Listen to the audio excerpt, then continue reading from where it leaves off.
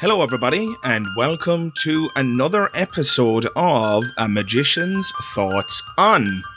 You are all very welcome to the show. This is the show where you get a magician's perspective on a whole host of topics. Speaking of which, today's topic of discussion is hypnosis. So this is going to be a very interesting episode, and I suppose it's probably a good idea for me to give you a forewarning, just like I did in the previous episode. Guys, if you are comforted by hypnosis, if you are currently in the process of receiving hypnotherapy, and you find it beneficial and you'd rather continue believing it and you don't want to question, well then, this is not the podcast for you, I'm afraid. What you're going to begin to notice is that there's something of a theme in my podcast. I'm a very skeptical human being, and I think it's important, by the way, that we differentiate between skeptical and cynical. I think cynics tend to see the negative in things where it may not even belong. Whereas a skeptical person, as far as I'm concerned, is a person who simply requires good evidential standards in order to believe that something is true. And, you know, I think, given that definition of skepticism, we should all be skeptics. There is nothing in this world that you should believe without evidence. Absolutely nothing. And, you know, there are some people right now who are probably trying to think of counterpoints. You know, you believe that your partner loves you without evidence. Well, no, that's not actually true. There's all sorts of micro behaviors and cues that tell you whether or not your partner loves you. And then there are some rather explicit examples. If I arrive home this evening and I discover my fiance in bed with another man, or a woman, who knows, that would probably constitute rather significant evidence that my fiance doesn't love me, or indeed isn't loyal. So yeah, there is evidence bearing on the matter. I'm not aware of something that it would be a good idea to believe without evidence. I'm open to having my mind change in that, by the way, or indeed having my intuitions shifted. So if you can think of a counterpoint, please do jump into the comments below and let me know. But all that said, yes, I'm a skeptical individual, and so I'm not going to believe something unless there's good reason to believe it. And that brings us, of course, to hypnosis. And the question is there good reason to believe that hypnosis is a real phenomenon? I guess the first thing to address is what hypnosis actually is, because like anything, there's probably a lot of different ideas about what it is, and perhaps there's a bit of ambiguity there. So I've taken the liberty of Googling the definition, and Google defines hypnosis as the induction of a state of consciousness in which a person apparently loses the power of voluntary action and is highly responsive to suggestion or direction. Now, I must give Google a bit of a compliment here, because this definition actually isn't a terrible one. I particularly like the inclusion of the word apparently. So Google seems to be hedging its bets on this particular definition, which I like. So again, just to clarify what I'm talking about there, it says the induction of a state of consciousness in which a person apparently loses the power of voluntary action. Yeah, you bet your bottom dollar, apparently. Guys, if hypnosis is defined as mind control, then no, hypnosis is not real. But we're going to get into it. Of course, that's not going to be very convincing, because no doubt if you are a fan of my content and you enjoyed the first podcast, you're probably a skeptical thinker just like I am. And so you're not going to accept me simply telling you it's not true as evidence that it's not true. And damn right you shouldn't.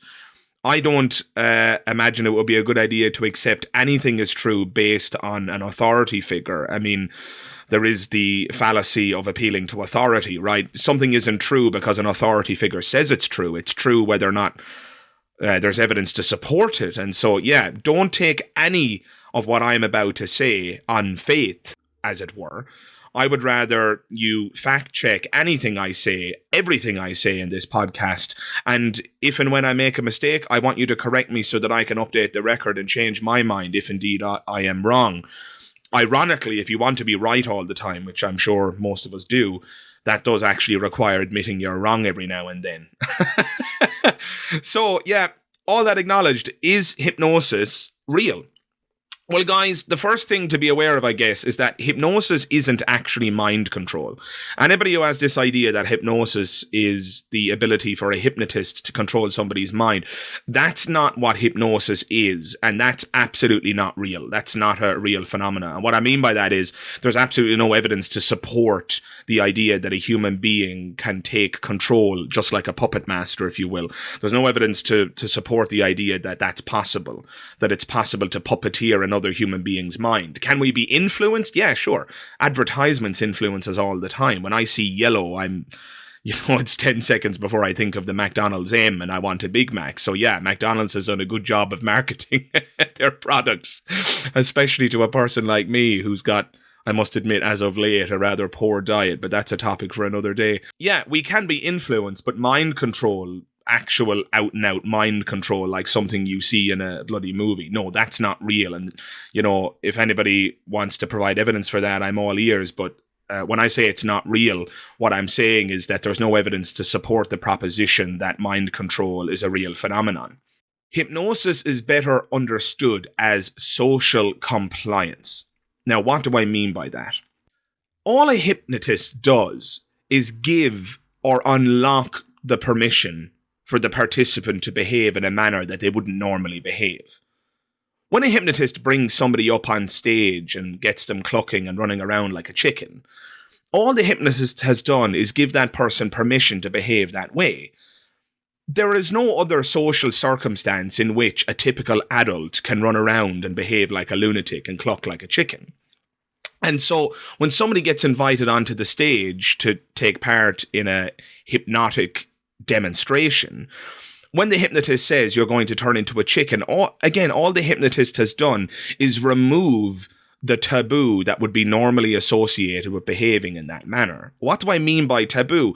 I mean, just think about it. If you were on the bus today and I was stood next to you and I began clucking like a chicken, you'd become incredibly concerned and you'd immediately want to leave the bus, right? It's not normal behavior. Now, if a kid was doing that, nobody would think twice. But again, if an adult did that, we would all be extremely concerned and we would be wondering about the mental health of that particular individual. So when a hypnotist brings an individual up on stage and then says, you're going to behave like a chicken, all of a sudden that person has the permission. Suddenly there's a social circumstance in which they can lose all of their inhibitions and behave in a manner that might very well be counter to their personality more generally. And that's a very salacious and tempting proposition for a lot of people. And we're going to get into why that is. Guys, I've studied hypnosis and I've performed it. And I've ultimately realized that people, it seems to me, simply play along. It's social compliance. What I mean by that is people are complying or playing along with the suggestions of the hypnotist. I'll give you an example. I was doing hypnotism one night in a bar in Ireland, and I had this girl volunteer. I said, do you want to be hypnotized? She was very enthusiastic. She said she had a very strong belief in hypnotism and so forth. And so I began to go into my hypnotist speak. You're going to feel your eyes getting very heavy and listen to the sound of my voice and allow your eyelids to descend. And as soon as she was in a, quote, hypnotic state, I suggested to her that when she opened her eyes a moment later, that she would be unable to see me, that I would be entirely invisible. And so sure enough, I click my fingers, eyes open wide awake, and she can't see me, right? I start lifting up a pint glass and she's under the impression that it's levitating because, again, if you couldn't see me, the pint glass would appear to be levitating without the support of strings or anything of the like. And so, yeah, this to the spectators was absolutely phenomenal. They couldn't believe what was happening.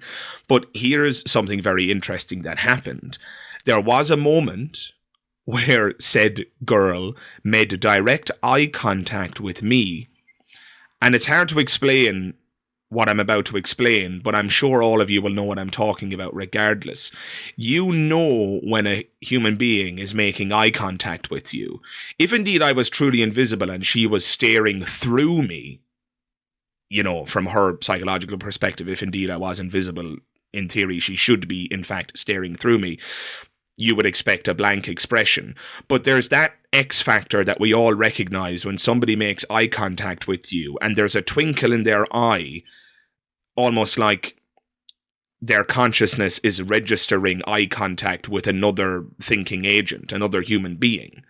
You kind of see the same thing when you look at a dog. A dog makes eye contact with you and you know that the dog is making eye contact with you, right? There's this little kind of twinkle in the eye. It's a kind of a non-verbal cue that the other person has recognized you.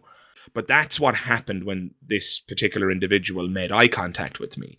In other words, she could see me. Of course she could see me.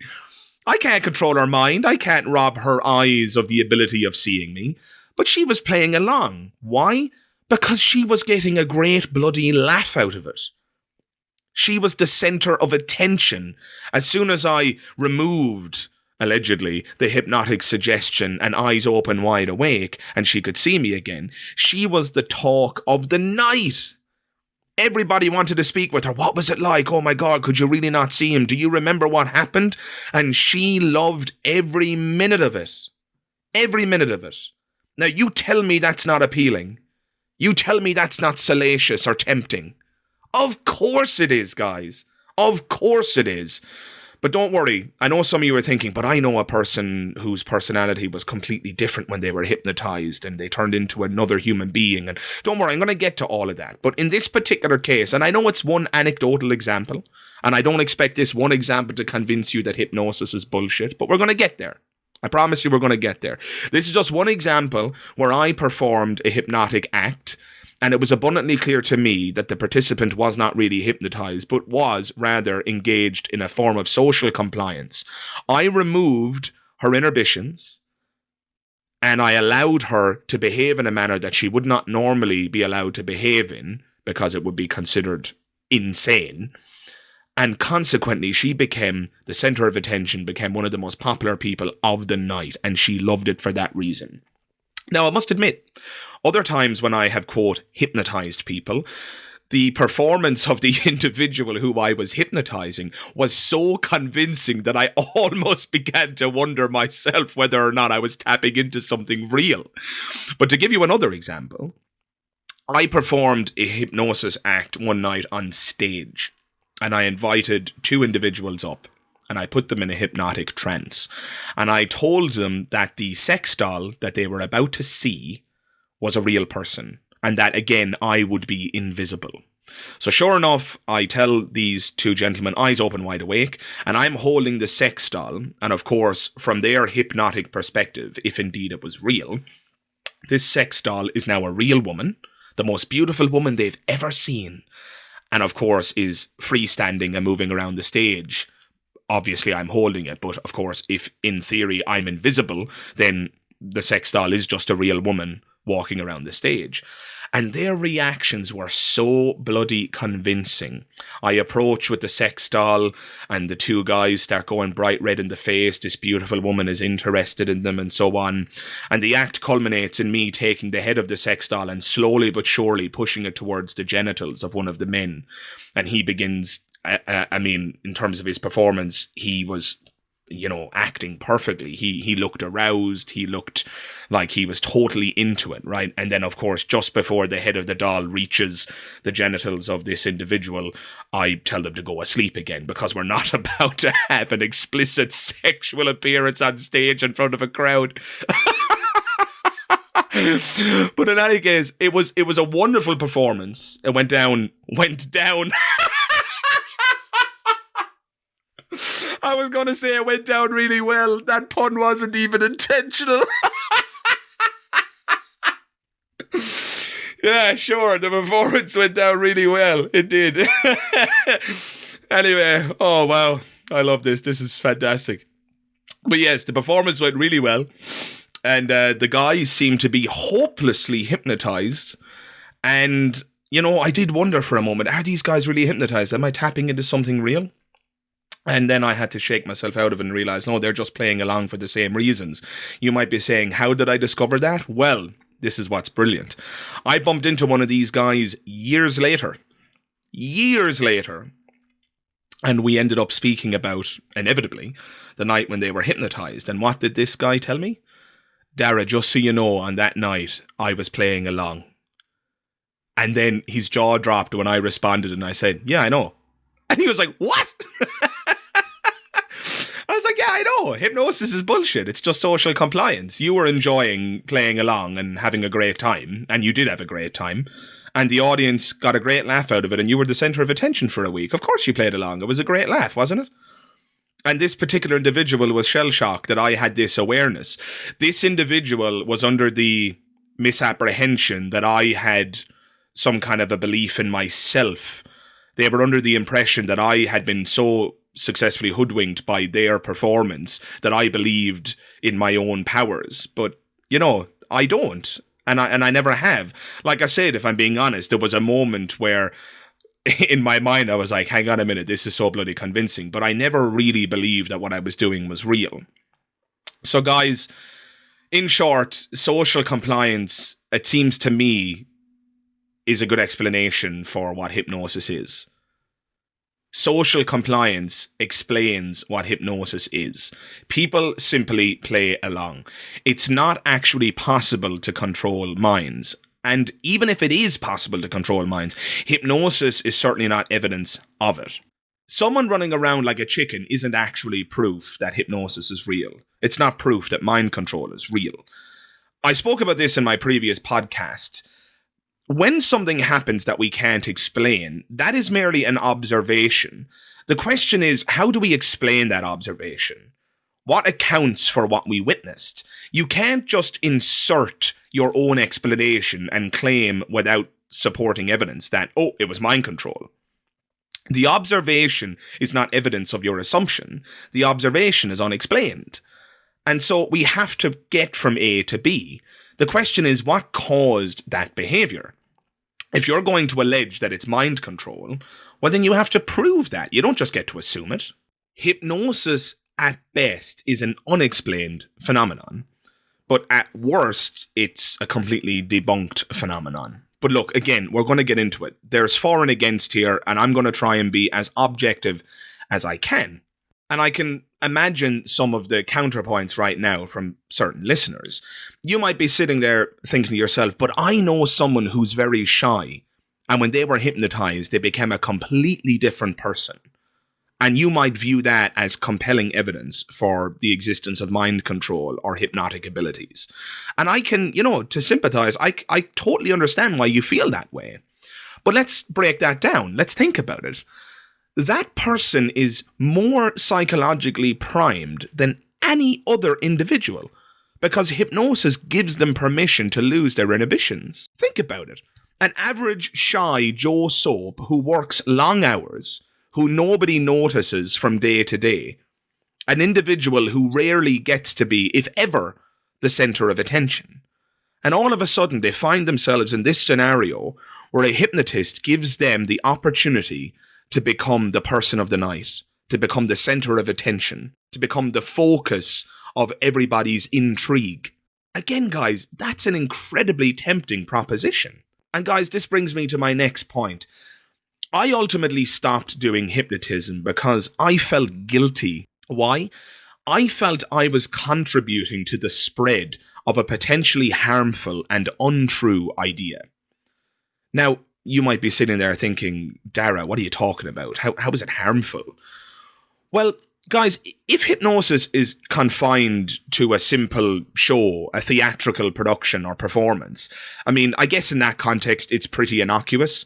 But at the same time, even in that context, it's still potentially supportive of the spread of hypnosis as a legitimate ability that's, quote, real. It's not a good idea for people to believe things that aren't true. We'll get into that again in a moment, but I think where it gets really controversial, I think where hypnosis becomes really problematic, is when it's practiced off stage. And I'm referring, of course, to the practice known as hypnotherapy. Hypnotherapy has become a significant money-making industry. A quick Google reveals that Hypnotherapy is used to treat anxiety, phobias, substance abuse, sexual dysfunction, undesirable spontaneous behaviors and bad habits. And it's also used to help improve people's sleep or to sort out learning disorders or even communication and relationship issues.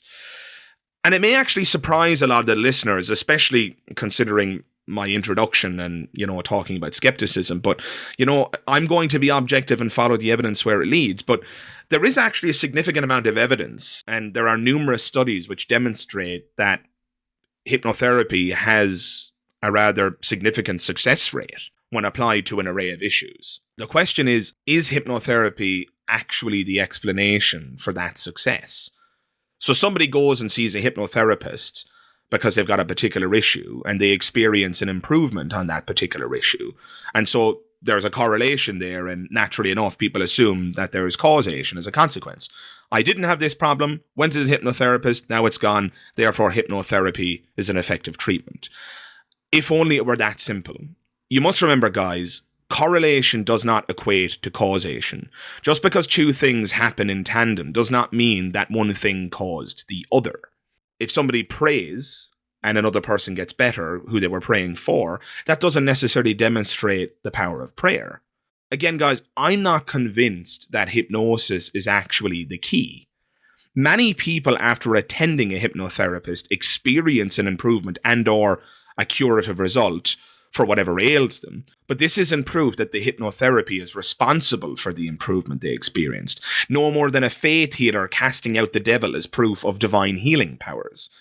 And yes, there are many people who claim that God's divine powers healed them. Now, I'm not going to trivialize that, and I will certainly dedicate another episode of this podcast to those claims. But suffice to say, the faith healer lays their hands on a sick individual and claims to cast out the devil. And then the participant experiences an actual measurable improvement in many cases. So is God's divine healing power real? Similarly, and considering the significant number of people who it's helped, is hypnotherapy truly efficacious? Well, I don't think so. And if you want evidence of this, here's a really good example. I've mentioned Darren Brown in this podcast before. He's a incredibly successful and also extremely talented magician who's probably best known in the UK. Darren Brown has an hour-long Netflix special called Miracle. And in this special, Darren Brown takes on the role of a faith healer. Now, Darren Brown is an atheist. He doesn't believe in God. He certainly doesn't believe that miracles are real and that God's divine power can heal people. And yet, Darren Brown, for an hour on stage, heals one problem after another, including chronic pains, sight issues, even a short leg. There's all sorts of miracles that he performs, and meanwhile he's telling you the entire time that none of it is real. And yet these people experience an actual curative result. So what's going on there? Guys, it seems to me abundantly clear that human psychology is powerful. And if the participant believes very strongly in the supposed healing phenomenon, whether it be hypnosis or divine healing power or what have you, then the chances of success go up. We get better because we believe we will. This is known as the placebo effect. I want to read something to you. This comes from Harvard Health Publishing, and I will put the link in the description for those of you who are interested in reading it yourself. The title of the article is The Power of the Placebo Effect. And the subheading here, treating yourself with your mind is possible, but there is more to the placebo effect than positive thinking.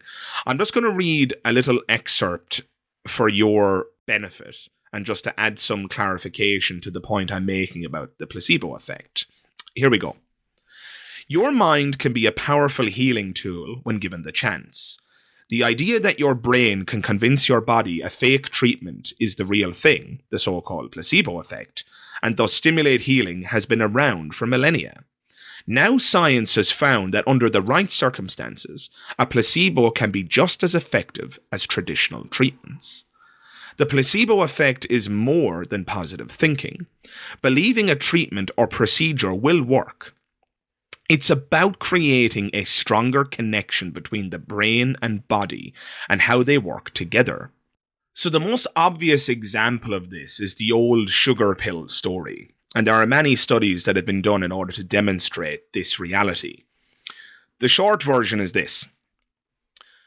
Two separate groups of people are given medication for a particular ailment. However, one group is given the actual medicine, whereas the other group is given a sugar pill that they are told is the actual medicine.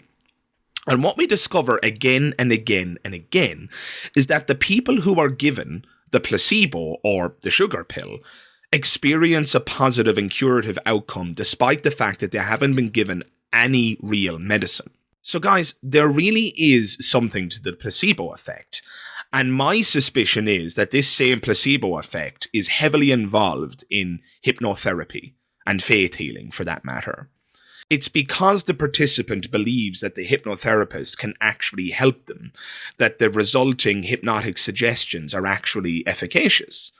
Now, some of you may be itching to mention examples of people who don't believe and still experience a curative outcome. And you know, that's actually a really, really good counterpoint. You might be thinking of examples of people who don't really believe that hypnotherapy can work, and yet they still experienced a positive outcome, or people who don't really believe in God or faith healing and yet went to a faith healer and still experienced a positive outcome. But unfortunately, guys, that's not actually a very compelling argument either, as various studies have shown. The question is, what happens if you know you are getting a placebo? So this same article from Harvard points out the following. A 2014 study published in Science Translational Medicine explored this by testing how people reacted to migraine pain medication. One group took a migraine drug labeled with the drug's name, another took a placebo labeled as placebo. So in other words, the placebo group were made aware of the fact that they were being given a placebo. And then there was a third group who took nothing. The researchers discovered that the placebo was actually 50% as effective as the real drug at reducing pain after the migraine attack. In other words, the people who received the placebo and knew they were receiving a placebo, in other words, no real medication, still that had a 50% success rate. So obviously the real medicine had a higher success rate, but the fake medicine, the placebo, still had a 50% success rate. That's absolutely incredible. And consequently, the researchers speculated that the driving force behind this reaction was the simple act of taking the pill itself. People associate the ritual of taking medicine as a positive healing effect. Even if they know it's not medicine, the action itself can stimulate the brain into thinking the body is being healed. And those are both direct quotes from that study. Again, guys, I will include that study in the description if you're interested in looking at it, but it seems clear, and there's more studies that bear on this matter as well if you want to do any further research, but it seems clear that your belief isn't even an essential requirement. So you could actually attend a hypnotherapist without believing at all in the efficaciousness of hypnotic suggestion, and yet you may experience a curative result also. Why? Because there's a ritual, there's a process. When the hypnotherapist puts you into a hypnotic trance, they get you to close your eyes and they say things like, listen to the sound of my voice and imagine the pain is leaving your body, and so on and so forth. Our psychology, it would seem, is programmed to interpret the process as effective, even if we know that what's being done isn't actually effective at all. Which is absolutely insane when you think about it. So many of you at this point are probably screaming, and you know, it's another interesting point to mention, if it helps people, even if only as a consequence of the placebo effect, then why not just let them have their belief? Why can't you just leave it alone? It's doing no harm. These people derive a positive outcome from this, and look at you, you're just poo-pooing it, Dara. Why can't you just let sleeping dogs lie? The problem is, guys, it's not clear to me that it's actually doing no harm. That's not clear to me at all. Firstly, in my view, it's dangerous to believe things on bad or indeed no evidence. If your reasoning faculties are such that it's easy for you to end up believing untrue things, well, then you're more likely to believe other untrue things. Now, why is that a problem? Well, guys, if something is untrue and dangerous, and it's not possible to reason with you because your reasoning faculties are inconsistent, well, then there's no hope that I could ever change your mind. I mean, look at the world today. We see things like the Flat Earth Society on the rise, because these people are not reasoning correctly. And again, you might say, what's the harm if they believe the earth is flat? What harm are they doing? I'll tell you what harm they're doing. Those people can vote. If you believe in the flat earth and you can vote, which you can, you may be more likely to vote for a presidential candidate or a politician who's anti-science, who may actually support policies that in one way or another endorse the flat earth, or they may defund legitimate science, which helps us all. Guys, beliefs don't exist in a vacuum. And if you believe one silly thing, the floodgate is open to potentially believe other silly and or harmful things. We can't just let sleeping dogs lie where evidentially bankrupt ideas are concerned. We have to be careful. You might vote for a presidential candidate or a politician who advocates for junk science at the expense of reputable science, thereby harming the rest of us. We can't just live and let live where evidentially bankrupt ideas are concerned, because ideas don't exist in a vacuum, and your bad ideas may harm you or others. I gave the example in my previous podcast of homeopathy. If a person goes and gets a water treatment rather than going to an actual reputable scientific medical professional, they're actually gambling with their own life. And the reason they might believe in homeopathy is because the same reasoning faculties that led them rather erroneously to believe in homeopathy might be the same reasoning faculties that lead them rather erroneously to believe that mind control is real, or that faith healing is possible. But there's another point here, guys, that's important. I suspect it would be better if you're suffering from anxiety or a phobia, for example. I suspect it would be better to go to an actual psychological professional. Or indeed, if you're suffering from an addiction, it would probably be better to attend a psychological professional and or an addiction counsellor. Perhaps it might even be necessary for you to receive medical intervention. The example of a heroin addict, say, who might need methadone. A heroin addict attending a hypnotherapist seems inappropriate to me. Even though the placebo effect that will occur in that context may in fact help, I would rather that they went to an actual medical professional where that same placebo effect can occur, by the way. Hypnotherapists don't have a monopoly on the placebo effect. If you go to the doctor for methadone as a heroin addict, your mere attendance at the doctor contains within it a placebo effect in and of itself. When you're sitting in the doctor's surgery, waiting in the waiting room, you already begin to feel mildly better. And again, it comes back to that same thing that's addressed in the Harvard article. The act of getting involved in a process actually has a curative property in and of itself. And even if the medicine that the doctor gives you for whatever you're suffering from, be it heroin addiction or whatnot, that can have a placebo effect as well. But on top of that placebo effect, you'll also be receiving actual medicine that is demonstrated to be effective within the scientific community. Medicine that has gone through animal and human trials and rigorous testing to demonstrate its efficacy. My suspicion is that would be better. I've got another story that actually bears relevance to this particular point. I won't name names here because this is quite a private and sensitive story. But a person approached me once and they asked me to help them. And this is one of the reasons why I ultimately abandoned hypnosis. This person was aware that I had been dabbling in hypnosis and hypnotizing people for fun and so forth. And this person came to me with an actual medical concern. He was suffering from a psychosomatic condition, it seemed to me. Now, I'm not a medical professional, so this is my suspicion. If you are a medical professional and you're listening to this podcast, I'd love to know your thoughts if you wouldn't mind commenting below. But this person told me that every time they get in a car to travel, or any vehicle for that matter, they immediately feel a very strong urge to go to the toilet. And this was having a debilitating effect on their life. They couldn't travel anywhere. It didn't matter how many times they urinated. Every single time they got into a car or a bus or a vehicle, they felt like they had to urinate again.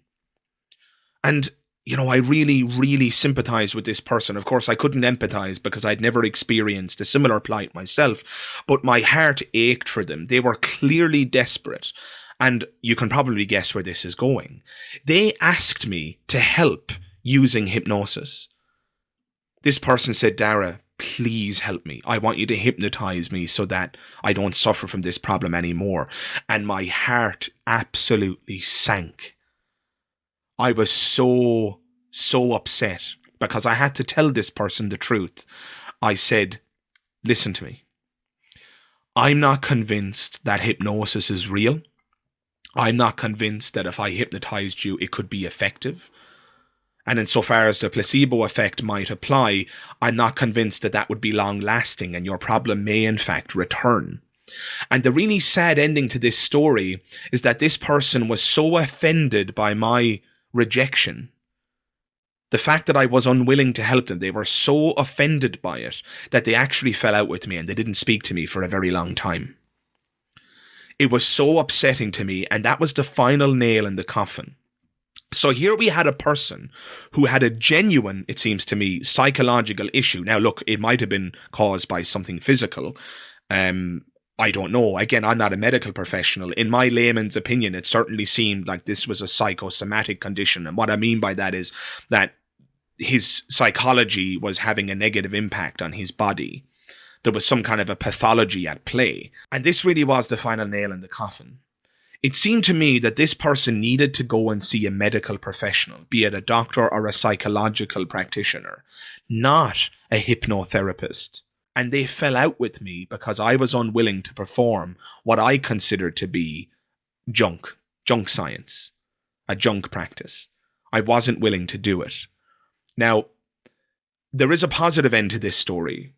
This individual came back to me almost a couple of years later, actually. I was in a bar one night and they approached me and they said, I owe you an apology. And I said, what? What for? I had essentially forgotten about our prior encounter.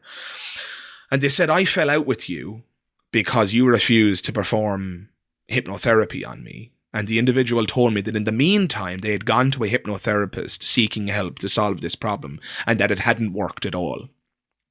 And they apologized to me for falling out with me. Now, I can, again, potentially hear some people screaming at their screens listening to this podcast.